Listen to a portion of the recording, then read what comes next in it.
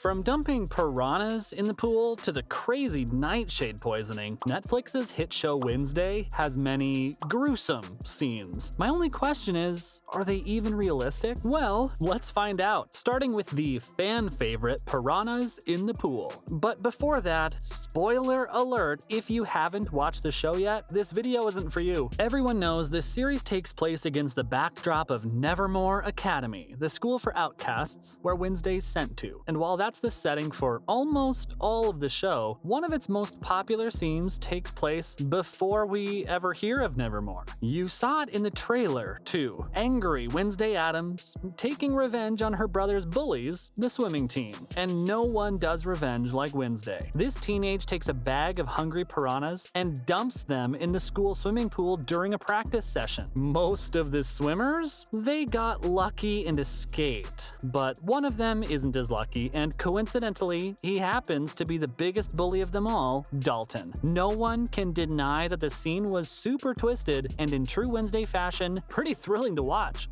They come on without warning. You feel like electroshock therapy, but without the satisfying afterburn. Leave this to me. Wednesday, what are you gonna do? What I do best.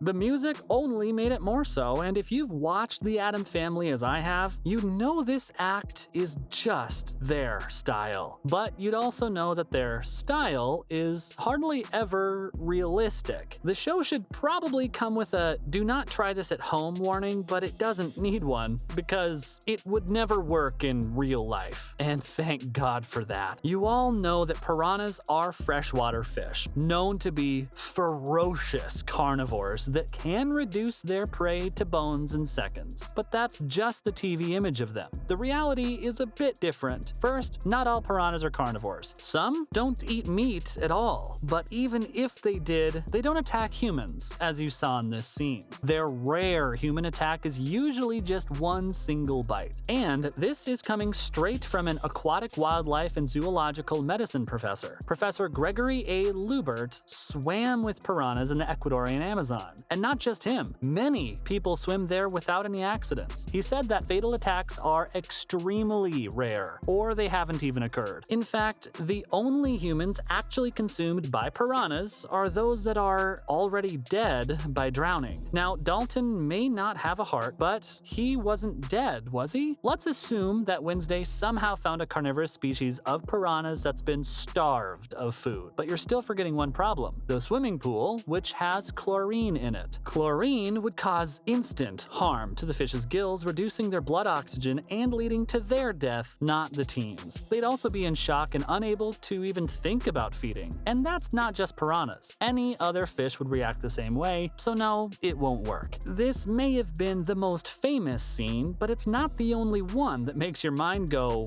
what? Remember when Pugsley thought potpourri was a snack? Who am I kidding? Everyone remembers that. That family therapy session wasn't therapeutic, but it was pure enjoyment. Not to mention, pretty nostalgic. It reminded OG fans of the Addams Family days with the entire fam together like that. During the session, Wednesday's brother, Pugsley, thinks a potpourri bowl is a snack, specifically candy, and just like the piranhas did with Dalton, he eats it all. For those of you who don't know, potpourri is a mix of herbs, spices, and mainly dried flower petals. It's used to fragrance a room and is undoubtedly not a snack. Although Pugsley sure did make it look appetizing, but since it's not supposed to be edible, wouldn't eating it have nasty consequences for Pugsley's health? Now, I know everything's possible in Wednesday's world, but what about our worlds? What would happen if someone ate it in real life? Potpourri is typically considered non-toxic, so eating that would look crazy, but you're not gonna end up in the emergency room or anything.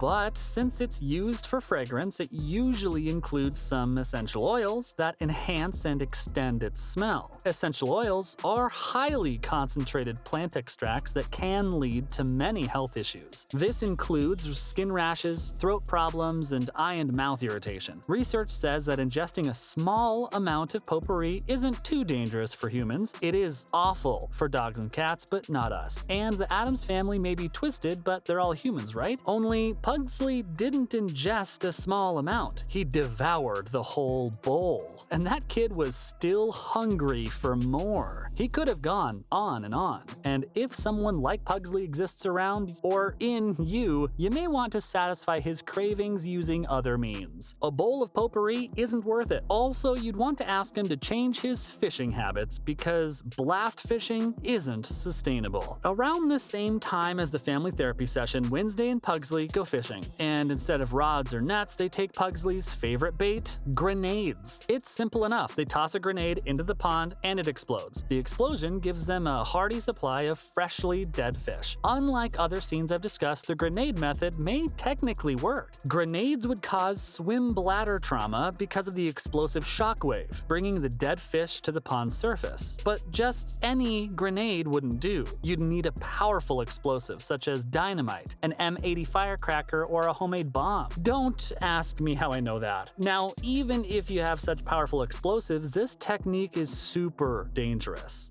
It literally involves a grenade, and research has found that blast fishing is not as efficient as Netflix would have you believe. 90% of the killed fish usually sink to the bottom. Only a meager 10% rises to the top, where it can be easily collected. But blast fishing is horrible for the ecosystem, not to mention illegal in most parts of the world. Nothing's illegal in Wednesday's world, though, except for murder. For a show about witchcraft and all that, it sure does take murders very seriously. After all, Gomez Adams has a warrant for a murder he didn't even commit in high school. This reminds me of another thing that's probably not realistic: nightshade poisoning. You see, Wednesday's dad didn't really kill anyone. The person he allegedly murdered actually died through an accident of his own: nightshade poisoning. That guy had foaming saliva, mental confusion, dilated pupils, and, most noticeably, bluish skin. All known symptoms of nightshade poisoning, at least in that world. What about our world? Nightshade comes from a plant variety, and some of those plants are tomatoes, peppers, and potatoes. That's stuff we often eat, so the poison doesn't come from there. It would come from a different variety, deadly nightshade. As the name suggests, deadly nightshade is a poisonous plant. It looks beautiful, but don't let that fool you. One bite of its dark purple berries, and you are dead. Nightshade poisoning has been used since Roman times. The symptoms of this poisoning include blurry vision, seizures, hallucinations, rapid heartbeat, vomiting, and in the worst case, coma. Only they're not as immediate as we saw in Wednesday, though. They need at least 15 minutes to appear. And bluish skin? That isn't exactly a typical symptom here. Victims may have that due to low blood oxygen levels, but that could also result from other forms of poisons. Silver poisoning can cause that too. So while nightshade poisoning is realistic, the way you saw it in the show probably wasn't. That's all for the gruesome, unrealistic scenes from Wednesday. See you in the next video.